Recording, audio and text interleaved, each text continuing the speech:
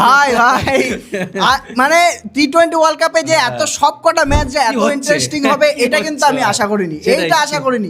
নেপালের মতো টিম এসে ইংল্যান্ডকে এইভাবে টক্কর দিয়ে দিচ্ছে, ম্যাচ জেতা ম্যাচ। একটু এক্সপিরিয়েন্স যদি হতো প্রথম থেকে এ ম্যাচ বের করে নিয়ে যেত মানে 200%।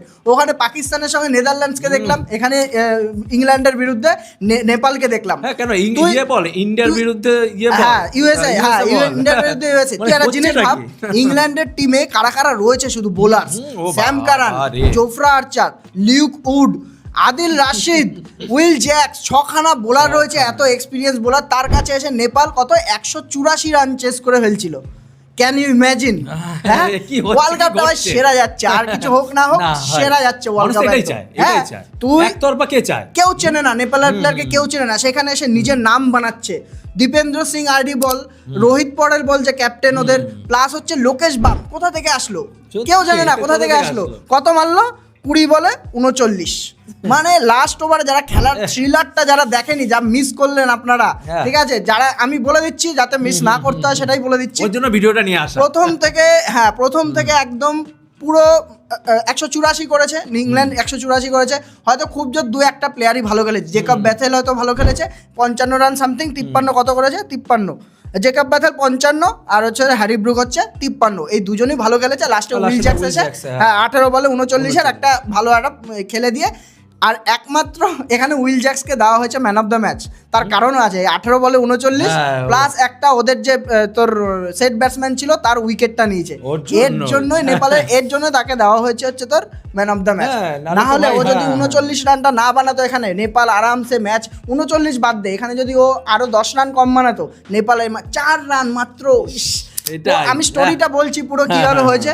3 ওভারে 39 রান বাকি, নেপালের প্রথম থেকে একদম পুরো মানে ডমিনেট করে খেলছিল বলা যেতে পারে, ঠিক আছে। ওই মোটামুটি 8-9 গড় রয়েছেই ওদের, রানের গড় প্রথম থেকে রয়েছে, রেখেছে। তোর ওইদিকে নেপালের তোর বল কুশাল ভুট্টেল বল প্রথমে নেমে 17 বলে 29, রোহিত পটেল বল 39 রান, দীপেন্দ্র সিং আরি কিন্তু দুটো উইকেটও পেয়েছে আবার।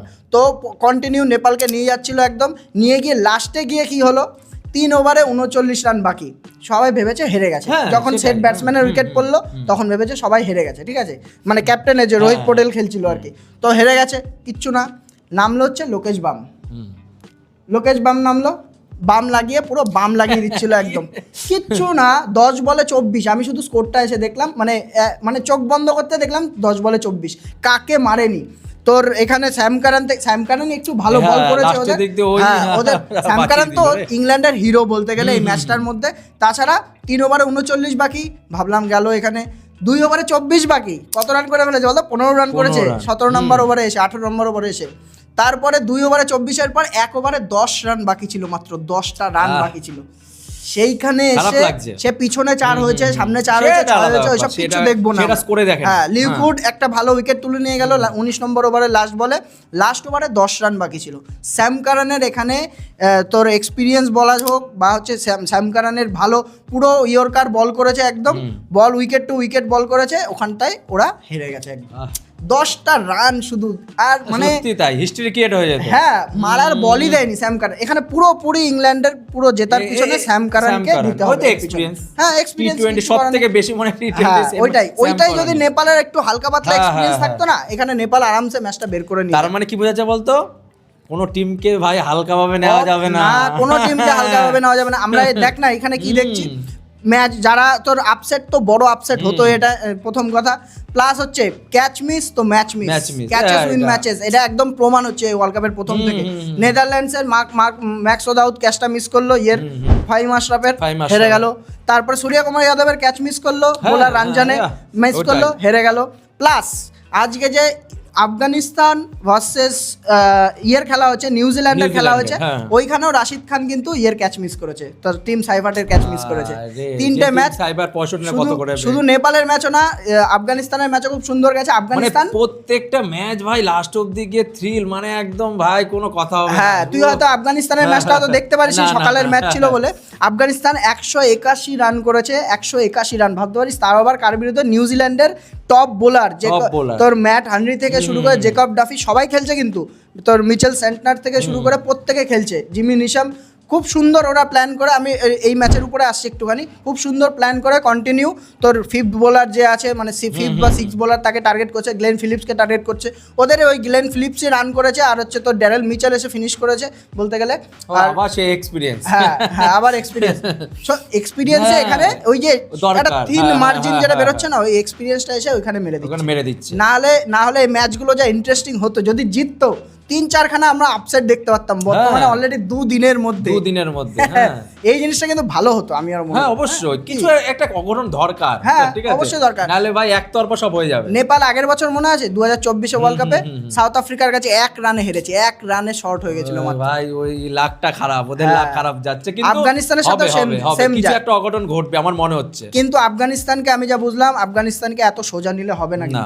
আফগানিস্তান একটা পুরো এমন ভাবে উঠে এসছে যে এ ক্যাটাগরির টিম হিসেবে উঠে এসছে কিন্তু, তো এখানে এত সোজা নিলে হবে না। ওদের আফগানিস্তান বাদ বাকি ম্যাচও জিতবে, সুপার 8-এ উঠবে, কারণ ইংল্যান্ড ছাড়া সেরকম কেউ নেই ওদের না, গ্রুপের না, মধ্যে। না, না, আর এদিকে তোর নেপাল, বেস্ট উইশেস, আমি চাই যেন যেতে এখান থেকে। নেপালের গ্রুপে আর কারা কারা আছে বেশ, নেপাল আর হচ্ছে তোর ইংল্যান্ড আর আর সেরকম টিম নেই, ওটা আমি স্ক্রিনের মধ্যে দিয়ে দেবো। তো সেটা কথা না, নেপাল যদি আর বাদ বাকি ম্যাচ যেতে কতটা কন্টেস্ট হবে বা এই ওয়ার্ল্ড কাপটার মধ্যে, মানে এমন ভাবে গ্রুপ তৈরি করেছে, একটা ম্যাচ যদি কেউ হারে না হ্যাঁ। পুরো ব্যাকফুটে চলে যাবে। আর নেপালের তো এইখানটায় সব থেকে বড় 12 নাম্বার প্লেয়ার ছিল হচ্ছে নেপালের দর্শকরা, কি চিয়ার আপ করেছে হ্যাঁ। দর্শকরা এসে, ও ভাই রে, মানে পুরো গায়ে কাটা দেওয়ার মতো সাপোর্ট দিয়েছে। আমি ইন্ডিয়ারও এত সুন্দর সাপোর্ট দিতে এটা দেখলাম 29,000 না সামথিং দর্শক ছিল আজকে মাঠের মধ্যে। হ্যাঁ, ছোট টিম, ছোট দেশ, আমরা চাই আরো আরো আরো বেশি না করে যেন আরো সবাই হ্যাঁ support মেন স্ট্রিম করে। খেলা খেলে হ্যাঁ, আরো হ্যাঁ, চাই, হ্যাঁ। বড় বড় টিমের বিরুদ্ধে খেললে এখান থেকে। আর নেপালকে তো এমনি তো বিসিসিআই স্পন্সর করে, অবশ্যই। তোর ওখানে তো ওইসব বিসিসিআই যা ইনকাম থাকে ও নেপালে যায়, নেপাল ভুটান এসব দেশগুলো যেখানে ক্রিকেট আছে মানে গ্রাউন্ড লেভেলে আর কি টাকা পয়সা দরকার, আরো আরো উঠে আসুক, এটাই চাই। তো এখন শ্রীলঙ্কা আর আয়ারল্যান্ডের খেলা চলছে, দেখা যাক। শ্রীলঙ্কা তো 8 ওভারে 60 রান সামথিং এরকম রয়েছে, তো ম্যাচ বলা কিন্তু যাচ্ছে না, ইন্টারেস্টিং বলা হচ্ছে, যাচ্ছে, interesting হচ্ছে। হ্যাঁ ম্যাচ ইন্টারেস্টিং হচ্ছে, খেলা দেখতে মজা লাগছে। আমাদের মনে হলো নেপালের জন্য একটা ট্রিবিউট দেওয়া হ্যাঁ, উচিত যে এত সুন্দর খেলেছে, জিতলে আরো খুশি হ্যাঁ হতাম। জিতলে আরো অনেক খুশি হতাম। হ্যাঁ, জিতলে আমরা cheer up আফগানিস্তান জিতলেও, করতাম, আমরা ওদিক cheer up দিয়ে করতাম। ওদিক দিয়ে নেপাল জিতলেও খুব খুশি হতাম। আর তো আমরা এরকম কিন্তু ভিডিও নিয়ে আসবো, এরকম সারপ্রাইজ ভিডিও নিয়ে আসবো এক একটা করে, শুধু ইন্ডিয়ার ভিডিও না। আর আমরা লাইভ করছি ইন্ডিয়ার ম্যাচগুলোর মধ্যে, আপনারা কিন্তু আমাদের সঙ্গে জুড়ে থাকতে পারেন। ভিডিও ভালো লাগলে Comment ও লাইক করবেন, করুন, হ্যাঁ। হ্যাঁ কমেন্ট করুন এবং বেল আইকনটাকে দাবি Yes. দেবেন, চ্যানেল সাবস্ক্রাইব করুন। তো দেখা হচ্ছে পরের একটা ধামাকাদার ভিডিও নিয়ে। Good bye. বাই।